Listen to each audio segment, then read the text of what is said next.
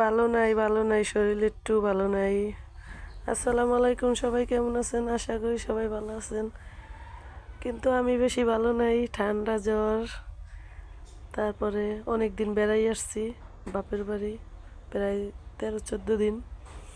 তাই আসার পরের দিন কালকে আসছি গাড়ি দিয়ে, অনেক শরীর অসুস্থ। আর আমি এই যে রান্না বসাইছি সকালে ঘুম থেকে উঠে, সাথে আমি কলই শাক কুচিয়ে নিছি।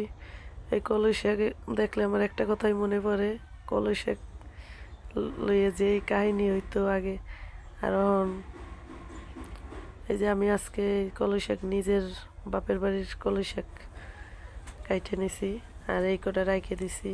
অনেকগুলোই আনছিলাম, আমি অনেকের দিয়ে দিছি। এই কলই শাক আমি ভাজি করব। তা কে কে কলই শাক পছন্দ করেন কমেন্টে জানাইয়েন। আমি তো অনেকই পছন্দ, আমার মতন কে কে এভাবে কলই শাক কাইটে নেন। তাই আর এই যে পোটলায় দেখেন কলই শাক, এগুলো আমি ফ্রিজে রেখে দেবো, 2 দিন পরে খাবো, কারণ একবারে তো সব খাওয়া যায় না, তার জন্য। ফাইনালি আমার রান্না শেষ। এই যে কলই শাক ভাজি করছি, এই যে আমার কলই শাক দেখেন। আলহামদুলিল্লাহ, কলই শাক দিয়ে আমি ভাত খাইব। সাথে আছে ডুমকুচ বেইলা মাছ চচ্চড়ি, কুমড়া ভাজা, আর এইগুলো হয়েছে পোয়া মাছ পেস্ট টমেটো দিয়ে বুনো করছি। আর সাথে এটা হয়েছে টাকি মাছের ভর্তা। আর এই যে দোয়া ওরে গরম ভাত।